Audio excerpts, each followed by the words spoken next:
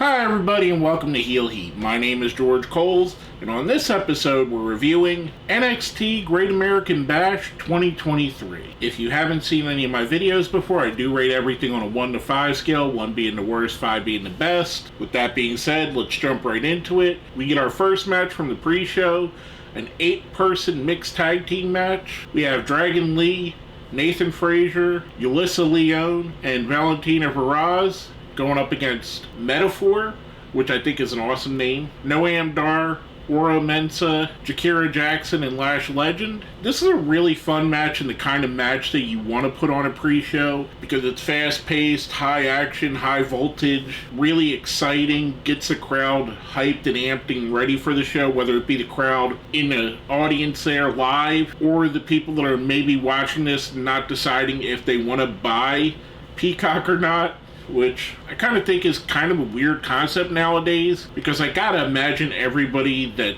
wants Peacock has it. It's not like the days of the pay-per-view where you can get somebody so excited that they would drop $40, $50 on a pay-per-view. But I do think you build that excitement going into the main show. I thought this was really good. The team of Dragon Lee, Nathan Frazier, Yulisa Leone, and Valentina Varaz pick up the win here. I'm going to give this one a 3. Going for Team Dragon Lee. Like I said, just a good quality match to build your show on. Then we go right into the main show with our first match of the main show for the NXT Tag Team Championship. We get Gallus, Mark Coffey, and Wolfgang, who are escorted to the ring by Joe Coffey, going up against the family, Tony D'Angelo and Channing Stacks Lorenzo. I was texting with my cousin John while I'm watching this, and we were talking about the story that's been going on with the family, Stacks and Tony D, and Gallus, and how it actually ended up being good, where it could have been super hokey. So that's kudos to all the people involved in that. Again, I thought this is a really good match. Technically, for it being the first match of the main show, the premium live event, you also want to give a high energy, high stakes match, put something there to tie the people in. I thought this was really fun. The family, Tony D and Stacks, pick up the win here.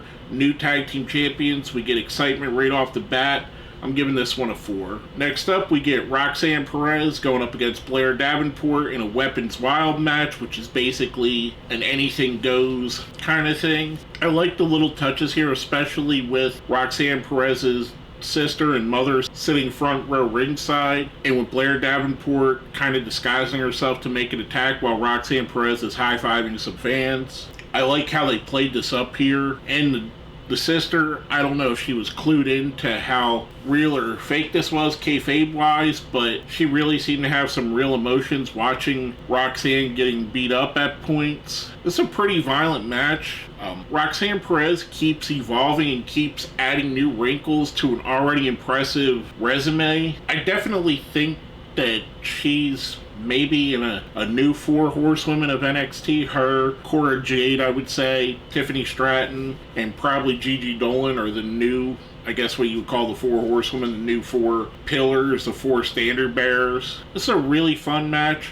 Ultimately, Roxanne Perez does pick up the win here. I'm giving this one a 4 again. I thought it was really fun. Next up, we get a debut of Gable Steveson going up against Baron Corbin. And Corbin looked great here. Corbin has grown on me so much, and his willingness to adjust and basically take anything they throw at him and try to make the best out of him has really made me a fan of his. Gable Steveson seemed to get a negative reaction from the crowd. Now, I don't know if that's due to some of the rumors that got out about him, and if you don't know, Google him, or just that he's kind of bland right now. You could definitely see they catered the match towards his strengths with all the throws and amateur wrestling based moves. I think Corbin's a perfect guy for someone like Gable Steveson to come in and wrestle with. He's a guy who's steeped in the WWE style, which is not a bad thing. Much like The Miz, he could give you a on-the-job training in the style that they're preferred to use there. I thought this match was going decently. Then they start fighting outside of the ring, which ends up being a double countout, which I really didn't like for 2 reasons. I don't think it helps either wrestle. I don't think Gable Steveson looks better by having a countout against Corbin, and I don't think it makes Baron Corbin look important having a countout with Gable Steveson. If this was going to be the outcome, I would have rather you not have the match. I thought it was a good match. I probably would have gave it a 3 without that ending, but with the ending, I have to mark it down just a bit, so I'm going to give this one a 2. We then get a backstage interview with Lyra Valkyria, and she's talking, and as she's talking, she gets attacked by JC Jane, which is obviously continuing their thing that they have going on. As they're fighting and being broken up, we see Rhea Ripley and Dominic Mysterio walk by, which Dominic is about to be in the next match. Cool little segment there, a nice little bridge between the two things, kind of a palate cleanser, if you will. And that leads us right into that aforementioned match, Dirty Dominic Mysterio defending his North American Championship in a 3-way dance against Wes Lee and Mustafa Ali. Again, I really enjoyed this match. I enjoyed Dominic Mysterio as a heel. I think his heel work is excellent. It's right up there with the best heels in wrestling, whether that's MJF or Jay White or even Roman Reigns. I think he's that good as a heel. He's that compelling. And the thing is, he's not afraid to lean into the chicken shit, spoiled kid aspect of this. I thought this was a really fun match. Obviously, Rhea Ripley gets involved again, which anytime she gets involved, that's just awesome because Rhea Ripley's an absolute star. She's probably one of the most bankable talents they have in all of WWE. Dominic picks up the win after hitting a frog splash after a 450 was hit, so pretty cool ending here. I love this. I love Dominic Mysterio's arc. I'm going to give this one a 4 again. I thought it was really good. Next up, we have a NXT Women's Championship match. We have Tiffany Stratton defending against Thea Hale in a submission match. Thea Hale has Duke Hudson and Andre Chase of Chase U with her. This match fell a little bit flat for me. I don't know if it's because I had higher expectations coming into this, but it just kind of felt a little boring in my opinion. It felt a little bit clunky at times. Ultimately, Stratton picks up the win when Andre Chase throws in the towel, which is kind of a throwback to when Duke Hudson threw in the towel in a match with Andre Chase earlier in the year. Thought this was a good match. I don't know if it was maybe my expectations or the match itself. I'm giving this one a 3. I thought it was good.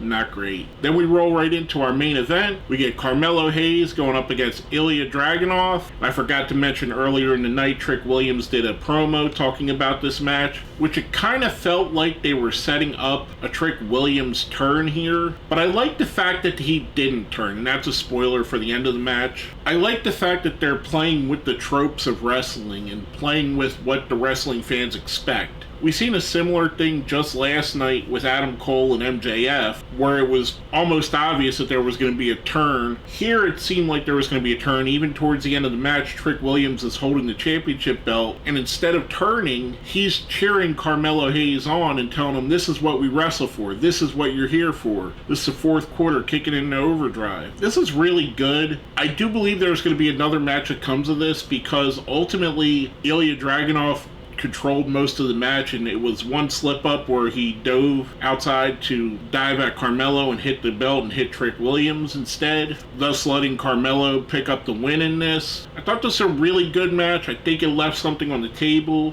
I do believe we're going to see something along the lines of a cage match between the two, or some kind of stipulation where Trick isn't going to be there with Carmelo because Ilya obviously has a gripe about this. Again, thought it was a really fun main event. My favorite match of the show. I'm giving it a 5. Overall, I thought this was a really good show. I really enjoyed it mostly from beginning to end. There were a couple low points like the Gable Stevens Corbin finish, the submission match being a little bit on the lackluster side, but that's kind of being nitpicky with that specific match. Everything else I thought was rather good. The tag title match, the women's title match, the North American Championship match, or not the women's title match, the weapons match.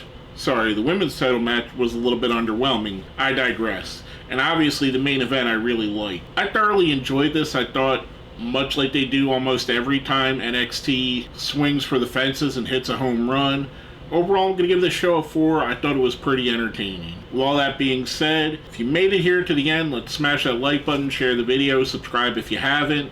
If you see where it says join, that's how you become a channel member. It would definitely help out if you did that. If you made it all the way to the end, let me know what you think about Gable Stevenson's debut in the comments here. Is he a stud or is he a dud? I know the sample size is very small, and you may be wrong 3 years from now, 5 years from now, 10 years from now. We're just going off of this match. Do you think he's a stud or a dud?